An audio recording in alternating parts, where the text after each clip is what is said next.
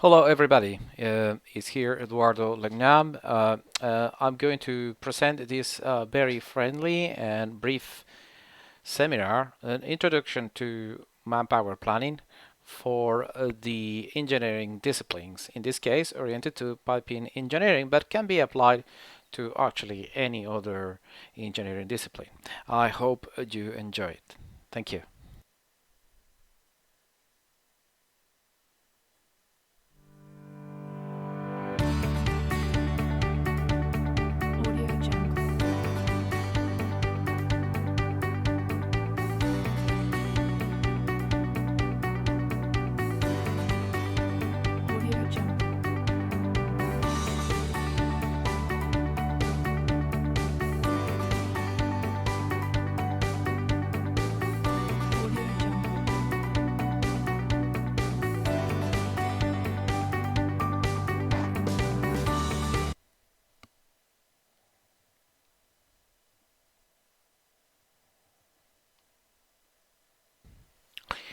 Okay, hello, it's me again. Now we're gonna go quickly through what is all of this about, preparing a manpower and who does this.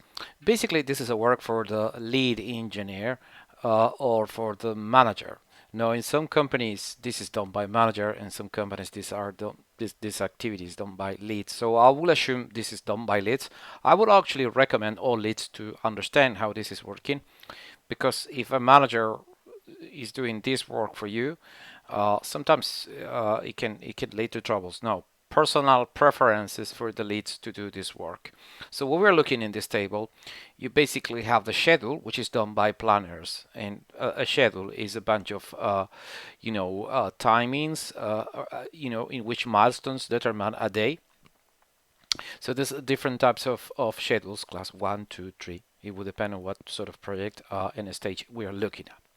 Then the man hours. The man hours is so there's every company has a template by which you can estimate man hours depending on what stage we're looking at. I mean, if you're going to be uh, bidding for pre-feed, you will have a specific chart. If you're going to bid for brownfield engineering or EPC or feed, there's different tables. I just have listed a few that are typically seen by companies, but every company has a different one. Obviously, this is part of the secrecy that every company deals with, with this kind of technical, documents. Now, once you got the man hours, um, if you need to come up with manpower, which is basically the hours per month distributed by the schedule and the hours that you have calculated. So all of that is just wrapped up in a technical proposal. So someone needs to write up. It can be the proposal engineer or the discipline engineer. So by that formula, you will obtain something that's called the MDR, which is basically the list of documents that will be produced through the estimation seen above. All of that will also deliver a price which goes in your commercial proposal. All of this needs to be introduced into a system that will put a metric on your progress and will be the engine for invoicing uh, through to transmittals to your owner or client.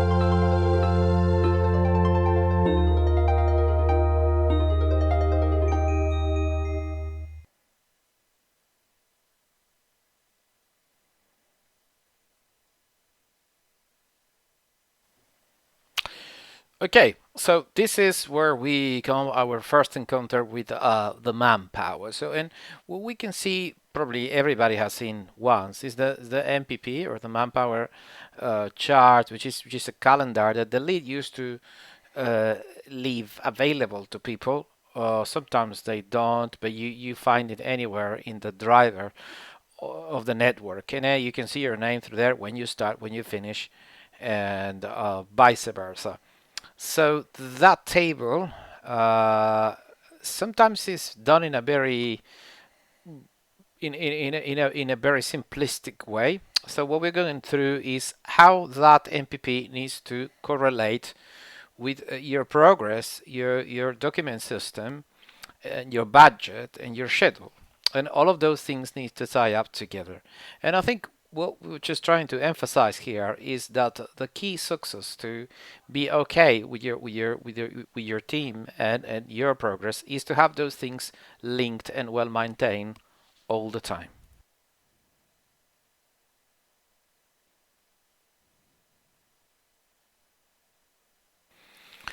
Okay, so we will first start talking about what is ManApp and RampUp.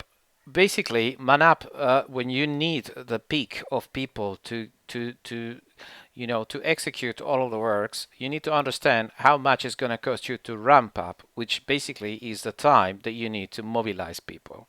So this is a key factor. In cases, you can have up to 2 weeks, but it depends on where the work is going to take place, whether you need to PIF people, which is the process of approving them into the project.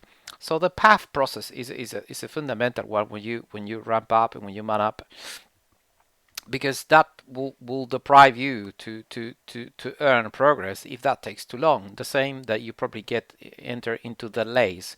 So understanding the process on how the people gets into your project and where your project is being developed is fundamental. So there's not the same complications that you're going to have in a place like Australia or the Middle East or the US or Western Europe. So understanding the time that you need for bringing someone new into the project, whether it's a local contact or an expatriate, this is one of the first things that you need to understand.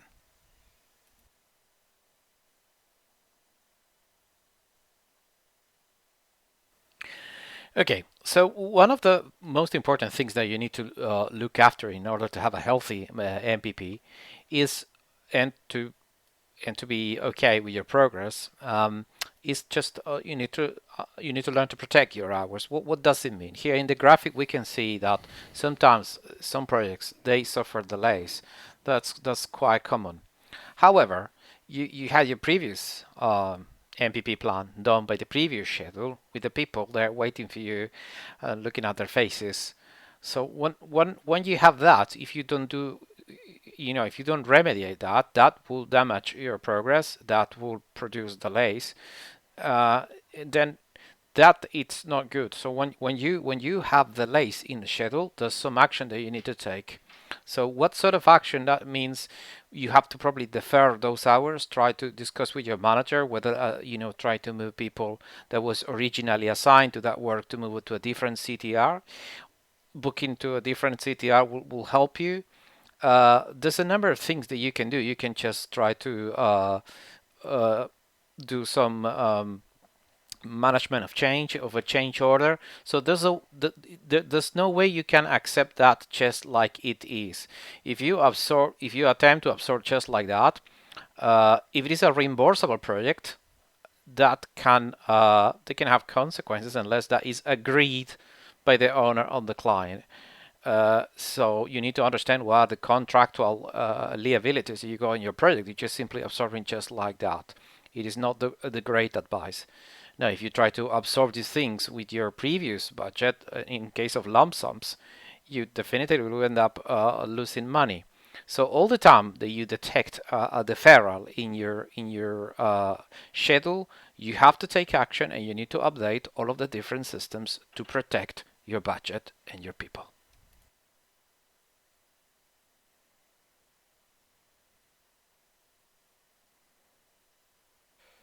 Okay, so another sign that your MPP is not getting quite right if you're under burning hours.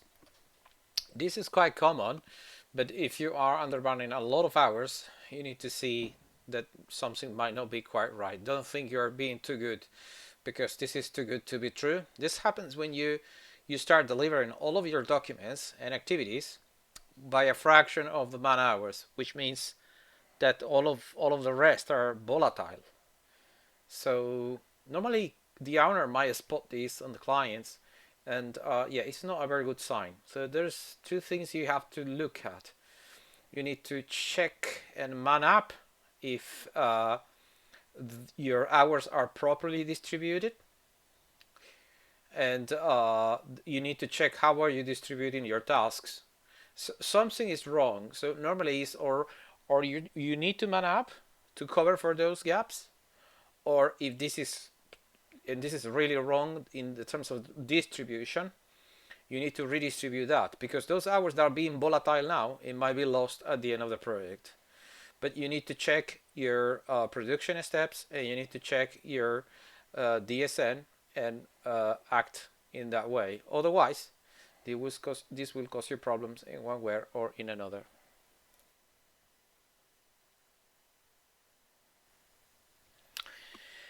Okay, so now is the turn of the DMS system, which is one of the things leads do not like much to complete.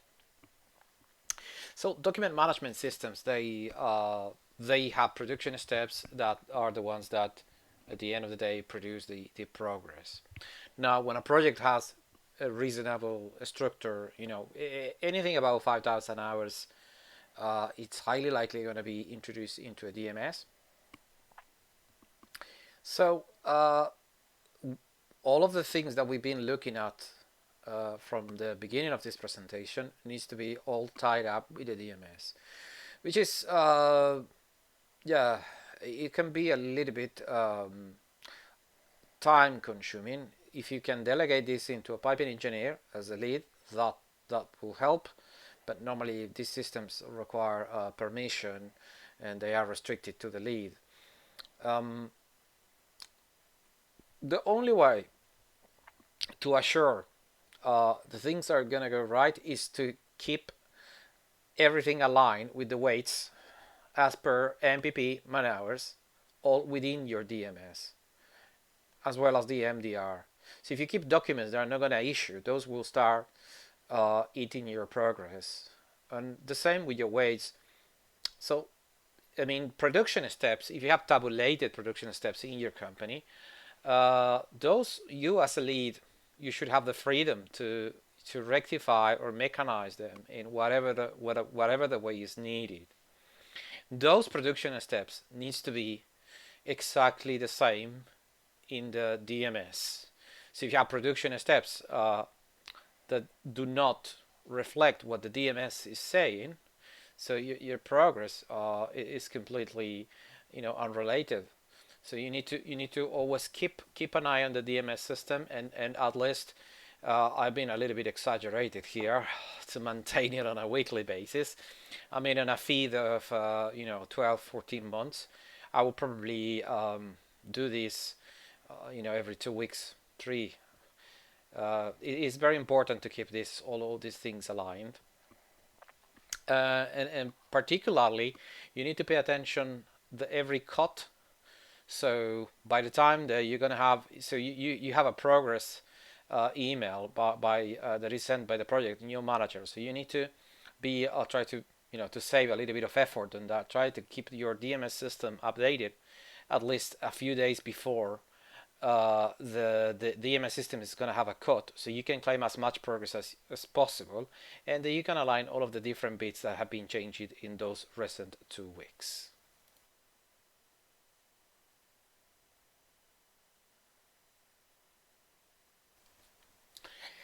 Okay, so we've been discussing here about a good number of things already, and I think it's time to do a small, explanation of some of the things that we had discussed about, and I think it's a great point to talk about reconciliation.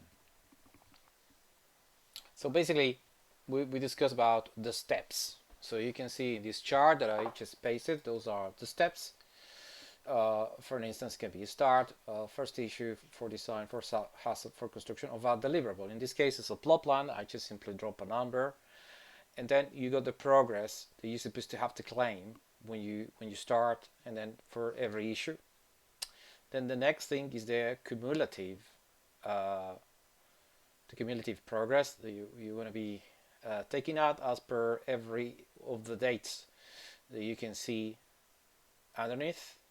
and that is the man hours. That's the weight is the weight assigned manually on top. This is under 40, and those are the ones worked out by the system by every progress that you claim. So 7, 42, 91. So that also gives you the fraction of MPP up to the very end. At the beginning, when the system runs, everything looks perfect. But then, as soon as the things keeps on moving, those things will start being misaligned. So it is important. It is really difficult to get both completely aligned, but they have to be as similar as possible. So when differences start being very important, there's a process of reconciliation that it needs to be agreed. Uh, if everything is right, there shouldn't be a massive difference. But occasionally, as soon as there's minor retouches here and there, that difference will start spreading. And that's another way to keep good things in order. So this is keeping your DMS tidy. It is very, very, very important.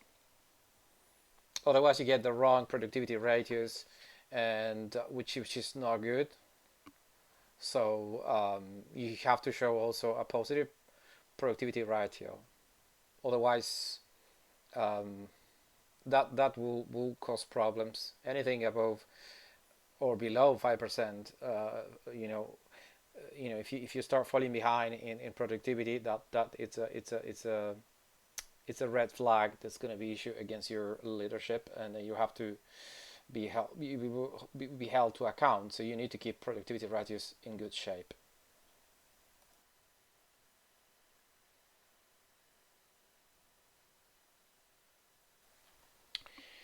Okay, well, we are approaching to the end of the project. We have been through many different things. So all our tabulations have suffered a lot, but we have been so good that we have sort of kept everything aligned as explained, and the productivity ratio is going fine. Your MPP is looking fine. Your man hours are so well aligned with your deliveries and activities, and all is looking fine. Now, there's a point in the project that once you pass the peak, so the peak is when you don't man up more, but there's a point that you start delivering the project and you need to start removing people or redistributing that. This is a point when many people have problems because it is understandable. Sometimes your manager is saying, "Well, we need to start demobilizing people because this is what my MPP is saying," and then a manager says, "Well, I'll try to keep this guy for I don't know a couple of weeks," or the client comes with a last minute thing, or there is a punch list that you suddenly need to start looking at more things, or there's change orders. So there's a lot of things that will start happening at that part of the project that you need to look at very carefully, and that will help you to take decisions about how to do this in a very careful way. And you would have noticed that if you're a lead, you start being assigned with people that are currently working in a different project, the lead of that project will not be so lightly giving you that person. And the reasons are when you start the money, you need to look at very well who's going to take over what, because it's a very delicate equilibrium.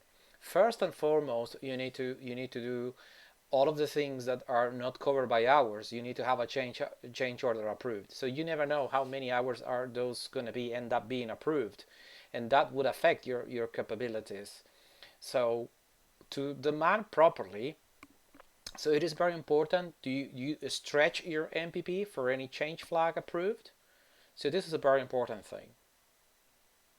So if you don't have that, then you have to accommodate your punch list with the current budget. Another important thing is how you hand over things. So you need to understand, uh, the different ways of demanding and how one supervisor can or one engineer can cover for the one that is leaving, and how those handover are taking effect. So the technicalities on how you demand are also very important. You also Yeah, you need normally the final people is the more capable one that can cater for the absence of some others.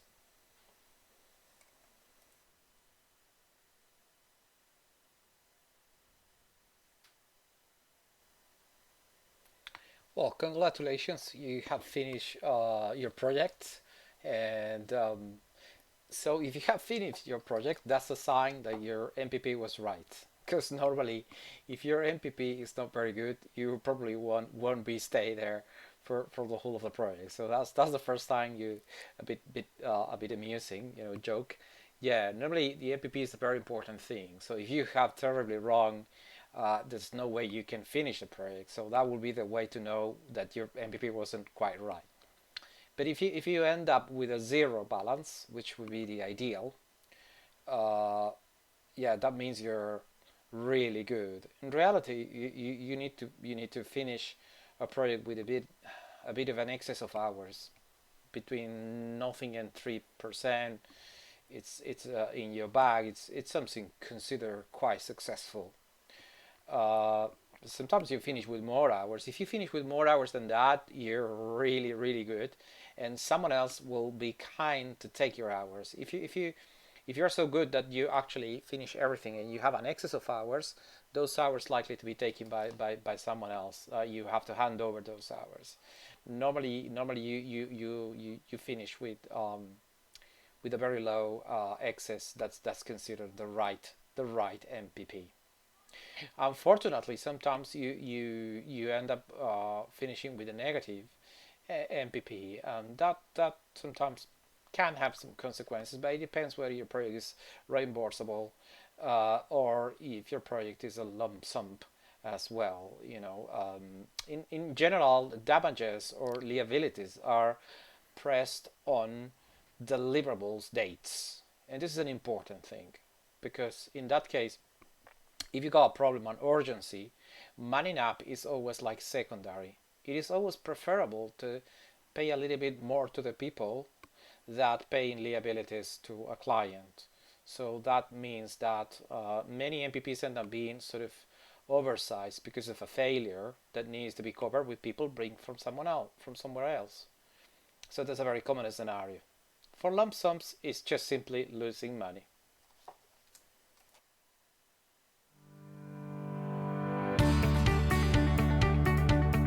Audio Jungle.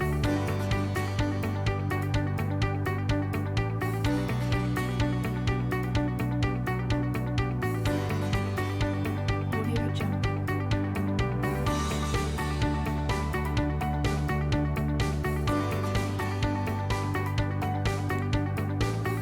Audio Jungle.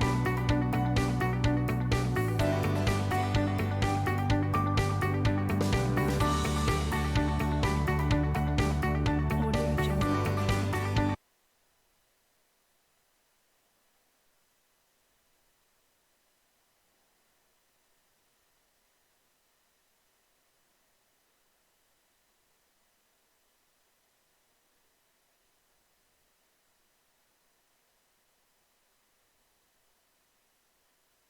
Well, this is it. I hope you have enjoyed, and if you have any questions, please submit through the program. Nice to see you, and hope you can join us again in the next edition. All the best.